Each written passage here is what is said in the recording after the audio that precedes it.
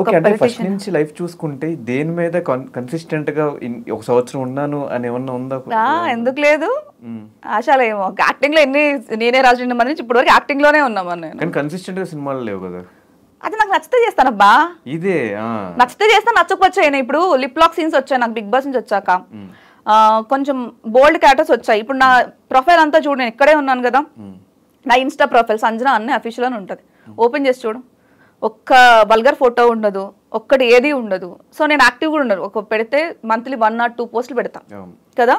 So అలాంటప్పుడు నేను నాకు నచ్చితే పెడతాను, అది కూడా నాకు నచ్చితే సినిమాలు చేస్తా. వల్గారిటీ అనేది మా ఇంట్లో ఇష్టం లేదు. ఫస్ట్ ఆఫ్ ఆల్ చెప్పారు ఆయన, మా నాన్న ఏం చెప్పారంటే నువ్వు వల్గారిటీ ఫొటోస్ కానీ ఎక్స్పోజింగ్ ఫొటోస్ కానీ అలాంటివి పెట్టొద్దు అని చెప్పారు. అదొకటే చెప్పారు. లిప్ లాక్ ఫిలిమ్స్ కానీ అలాంటివి కూడా చేయొద్దు అన్నారు. నాకు అలాంటి సినిమాలు వచ్చాయి, నేను చేయనని చెప్పా. కావాలంటే పని మనిషి క్యారెక్టర్ చేస్తా, చీర కట్టుకుని పని మనిషి క్యారెక్టర్ చేస్తా, కానీ బట్టలు ఇప్పేసి ఎక్స్పోజ్ అయితే చేయను, లిప్ లాక్లు చేయను అన్న. చాలా సినిమాలు అలాగే పోయాయి, కొన్ని కమిట్మెంట్స్తో పోయాయి, కొన్ని దాని వల్ల పోయి, కొన్ని కమిట్మెంట్స్ వల్ల పోయాయి, కొన్ని హీరో నచ్చకో డైరెక్టర్ నచ్చకో తీసేశారు. సో దానికి మనం ఏం చేస్తాం, నచ్చిన సినిమా, నాకు నచ్చిన సినిమా కొన్ని సినిమాలు నేను చేశాను. ఫర్ ఎగ్జాంపుల్ దీనికి ప్రియదర్శి పేరు కింద చేశాను నేను, ఏంటి ఫస్ట్ ర్యాంక్ రాజు, ప్రియదర్శి పేరు కింద చేశాను నేను, సెకండ్ హీరోయిన్ కింద చేశాను నేను. సో అలా చేస్తూనే ఉన్నాను. బట్ కాకపోతే అంత చెప్పాను, సోషల్ మీడియాలో యాక్టివ్గా లేకపోవడం వల్ల అంత బ్రేక్ రాలేదు, దట్ ఇస్ ట్రూ. కానీ మోడలింగ్ ఇండస్ట్రీకి వచ్చినప్పుడు అన్నిటికీ యాక్సెప్ట్ చేసే వస్తారు కదా. మోడలింగ్ ఇండస్ట్రీ వచ్చే అమ్మాయిలు కానీ అబ్బాయిలు కానీ ఎలాంటి ఫోటోషూట్ అయినా ఎలాంటి ఫొటోస్కైనా రెడీ అయ్యి వస్తారు కదా. ఎందుకు ఈ సినిమా అనగానే వల్గర్ సీన్స్ కానీ లిప్ లాక్ సీన్స్ కానీ వద్దనుకుంటున్నావు? నాకు ఇష్టం లేదు అంతే, మా డాడీకి ఇష్టం లేదు, నాకు ఇష్టం లేదు అంతే.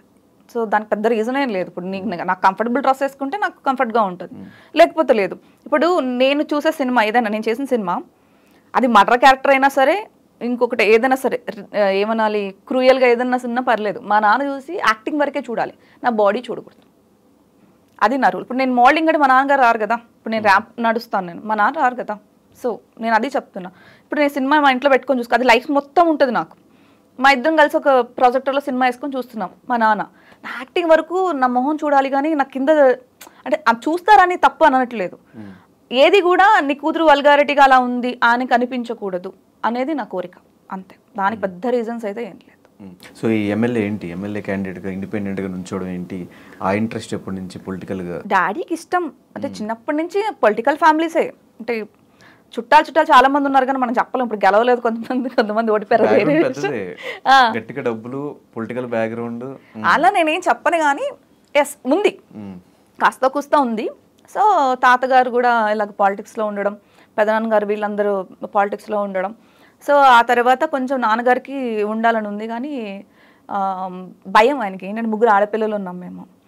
సో కొంచెం బ్యాక్ స్టెప్, ఒక్క స్టెప్ వెనక్కేసినా కూడా వీళ్ళ కెరియర్ స్పాయిల్ అయిపోతుంది. పెద్ద అయ్యే వరకు ఏ స్టెప్ తీసుకోలేదు ఆయన. చాలా బాధ్యతగా ఆయన వరకు వీళ్ళ 3 సెటిల్ చేయాలన్న రెస్పాన్సిబిలిటీలోనే ఉన్నారు. తర్వాత మేము పెద్ద అయిపోయిన తర్వాత మా కెరియర్స్ మేము చూసుకున్నాక ఆయనకి అనిపించింది, నేను ఇలా అనుకున్నానరా, బట్ నాకన్నా నువ్వైతే బాగుండు అనుకున్నారు. నేనేమనుకున్నానంటే, ఫర్ ఎగ్జాంపుల్ వెళ్ళి పార్టీ టికెట్ అడుగుతా. ఇప్పుడు పెద్ద పార్టీస్ ఏదున్నా ఒక టికెట్ కావాలని అడుగుతాం, డబ్బులు పక్కన పెట్టేసి. వాళ్ళు ఏమంటారు, నీకు ఎక్స్పీరియన్స్ ఉందమ్మా అంటారు. అసలు ఎప్పుడన్నా నువ్వు వెళ్ళి జనాల్లో తిరిగావా అంటారు. అసలు నీకు ఎలక్షన్ ఏంటో తెలుసా అంటారు. అవన్నీ వాళ్ళు అడక్కోకుండా ఉండడం కోసం వెళ్ళి జాయిన్ అయ్యా. సో మాట పట్టు ఇష్టం లేదు. అదే ఇప్పుడు నీకు ఎలక్షన్ ఏంటో తెలుసా అన్నారు అనుకో, తెలుసు, నేను ఆల్రెడీ నుంచున్నా. జనాల్లోకి వెళ్ళాను, నియోజకవర్గం తిరిగాను, రేపు చాలు కదా రేపు క్వశ్చన్లు అడగడానికి. So that is the reason. దానికోసం అనేది జస్ట్ నేను గెలవనని తెలిసి కూడా నుంచోడానికి రీజన్ అది. ఎన్ని ఓట్స్ పడ్డాయి? ఎన్నివ్వండి, డిపాజిట్స్ కూడా దాన్ని కూడా ఎందుకు తర్వాత కంటిన్యూ చేయలేదు? నెక్స్ట్ ఎలక్షన్స్ ఈ ఎలక్షన్స్ కూడా నుంచుందాం అనుకున్నాను. బట్ నాకు నిజంగా చెప్తున్నా కదా, నాకు లిటరల్లీ తినడానికి కూడా టైం లేదు. ఇంకా నేను జనాల్లోకి వెళ్ళేసి తిరగడానికి నాకు నిజంగా టైం దొరకలేదు. ఇప్పుడు నేను జనాల్లో తిరగకోకుండా వెళ్ళి ఓన్లీ ఎలక్షన్ టైంకి వెళ్ళాను అనుకో, ఇప్పుడు దాకా ఏం చేసావమ్మా అంటారు, అవునా కాదా?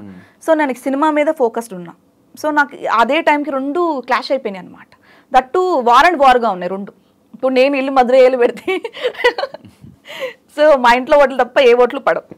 సో దానికోసం అనేసి ఈసారి కొంచెం గ్యాప్ తీసుకుందాం, నెక్స్ట్ టైం మళ్ళీ ట్రై చేద్దామని ఆగా. ఈ మోడలింగ్ అదంతా అసలు జర్నీ ఎప్పుడు స్టార్ట్ అయింది? 2014 12 నుంచి యాంకర్ నేను. ఇంటర్మీడియట్ అవ్వగానే యాంకర్ నేను. ఫస్ట్ లోకల్ టీవీ అశ్వత్థ ఛానల్లో జాయిన్ అయ్యా విజయవాడ. తర్వాత TV7 హెల్త్ కామ్సెట్, అలాగా ఛానల్స్ అన్నీ వర్కౌట్ చేసుకుంటూ వచ్చాను. తర్వాత 2014కి ఇచ్చేసాను, ఇంకా ఎక్కడ జాయిన్ అవ్వలేదు. లాస్ట్ వేరే ఛానల్లో, పెద్ద ఛానల్లో 1 వీక్ చేసి మానేసా, నాకు అక్కడ సెట్ అవ్వలేదు. తర్వాత మిస్ హైదరాబాద్ మళ్ళీ వెళ్ళాను, ఓడిపోయాను. మళ్ళీ 15లో ఏపీకి వెళ్ళా, ఓడిపోయాను. 16లో శ్రీ సత్య దాంట్లో ఉన్నప్పుడు ఓడిపోయాను. టాప్ 5కి నేనే వెళ్ళా, శ్రీ సత్య నేను, శ్రీ సత్య అప్పుడు. సో దాంట్లో నేను కూడా ఉండే. టాప్ 5కి నేను వెళ్ళాను, టాప్ 4 కూడా ఉన్నాను, టాప్ 3కి వెళ్ళలేదు నేను.